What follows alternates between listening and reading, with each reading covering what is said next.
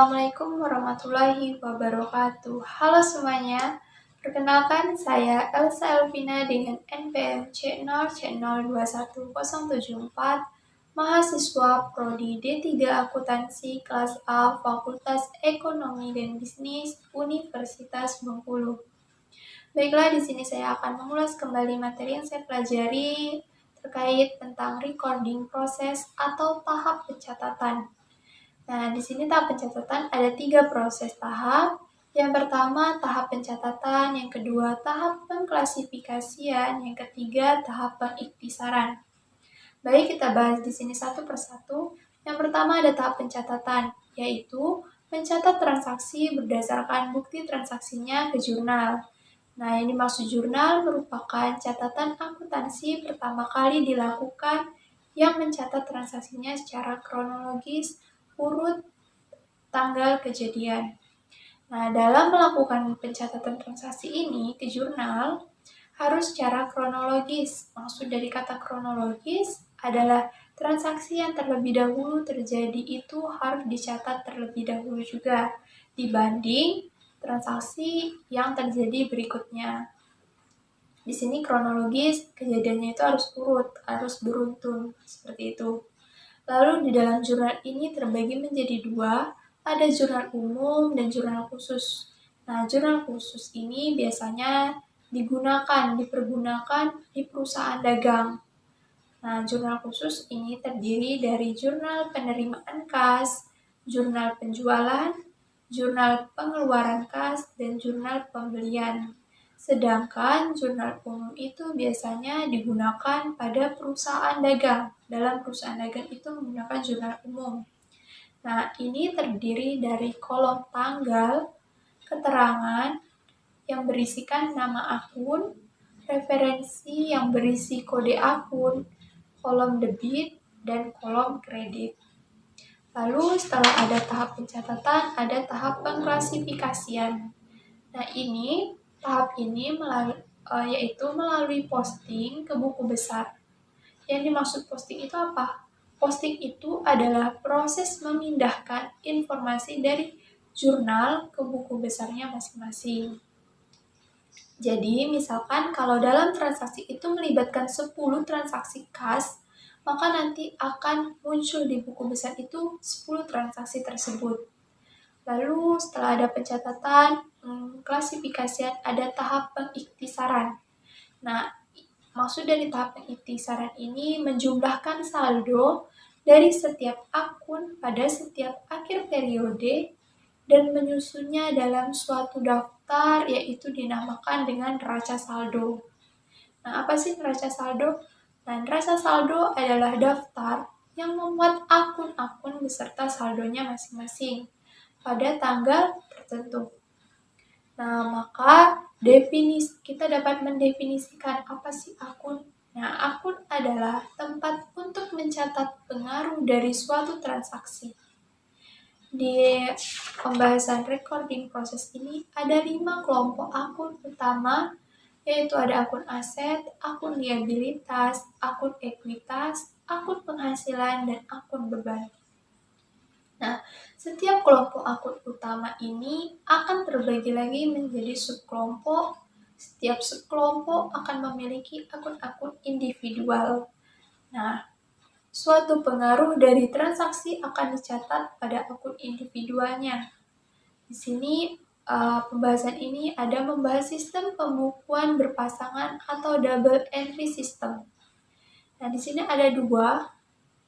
Yang pertama itu setiap transaksi keuangan yang terjadi akan kita catat atau akan dicatat dengan setidaknya melibatkan 2 akun. Satu akun itu di debit, satu akunnya lagi itu di kredit. Lalu sistem yang kedua, setelah transaksi dicatat dalam jurnal, maka jumlah debit dan kredit itu harus sama, harus seimbang. Nah, di sini ada aturan debit, kredit. Nah, di sini ada aset sama dengan liabilitas ditambah ekuitas. Maka bisa kita tarik. Jika ditarik garis pemisah di bawah tanda sama dengan, maka terbentuk 2 sisi, yaitu ada sisi kiri dan sisi kanan. Nah, di sini ada dua sisi. Sisi kiri itu disepakati sebagai sisi debit.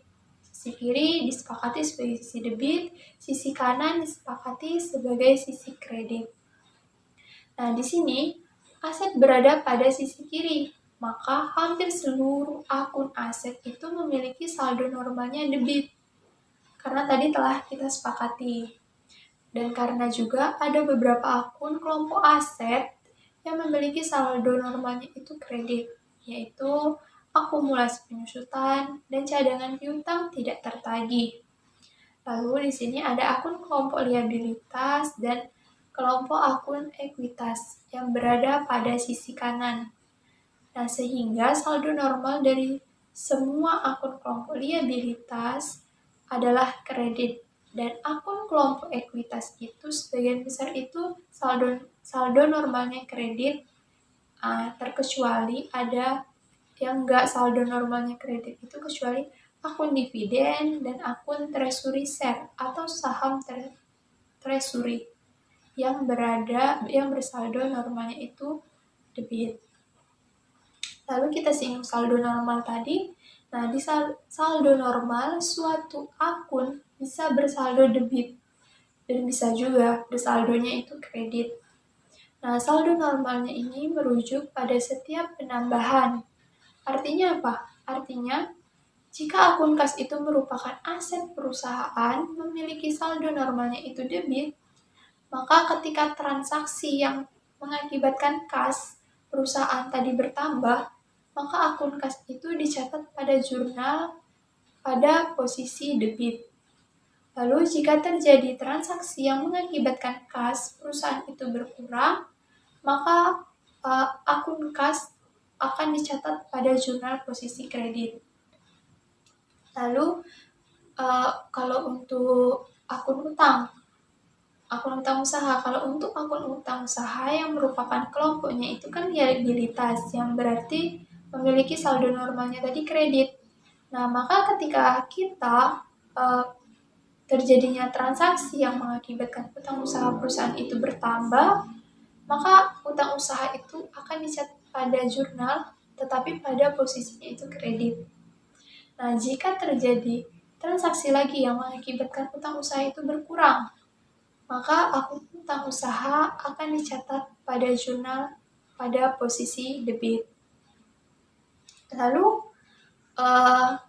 bagaimana saldo normal dari akun pendapatan, beban, laba, rugi, dan dividen? Nah, perlu kita ingat bahwa ekuitas perusahaan yang terbentuk perseroan itu terdiri dari modal saham dan saldo laba, share capital atau retained earnings.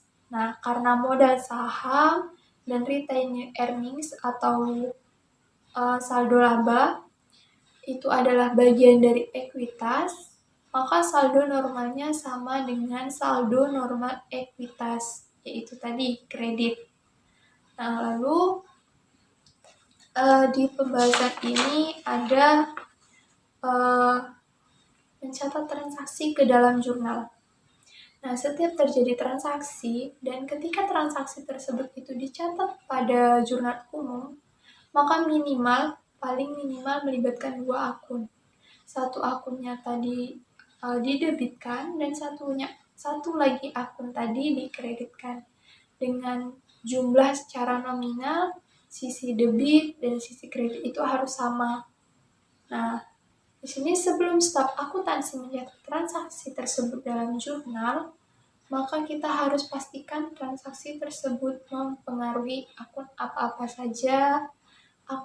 saja, dan harus tahu juga akun tersebut itu dicatat pada sisi apa, debitkah atau kreditkah, seperti itu. Lalu di sini ada menyusun neraca saldo. Nah, di menyusun neraca saldo ini pastikan ada langkah-langkah selanjutnya, menghitung saldo dari setiap akun dengan cara menghitung selisih. Dengan cara menghitung selisih antara jumlah pada sisi debit dan jumlah pada sisi kredit, dan juga menempatkan saldo akun tersebut pada sisi yang lebih besarkah atau lebih kecil? Nah, di sini saya ada contoh permisalan. Permisalkan untuk akun hutang usaha, jumlah yang didebit $500 dan jumlah kredit $800.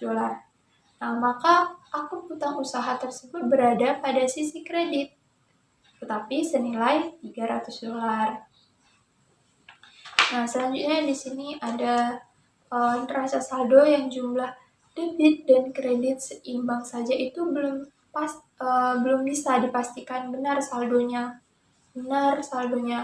Karena apa? Di sini bisa kita lihat penyebabnya, bisa dilihat penyebabnya ada 5. Mengapa akun saldo itu biasanya tidak seimbang atau belum benar? Yang pertama ada transaksi yang tidak terjurnal. Yang kedua itu suatu transaksi telah dijurnal dengan benar namun tidak diposting ke buku besar. Lalu yang ketiga itu ada transaksi yang terposting 2 kali. Dan yang keempat ada transaksi telah dijurnal ataupun posting namun akun yang digunakan itu salah.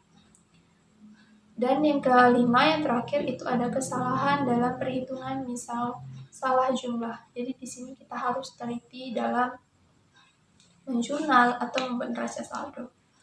Lalu di sini ada siklus akuntansi yang dimulai dari adanya transaksi. Berdasarkan bukti transaksi itu akan kita catat pertama kali dalam jurnal.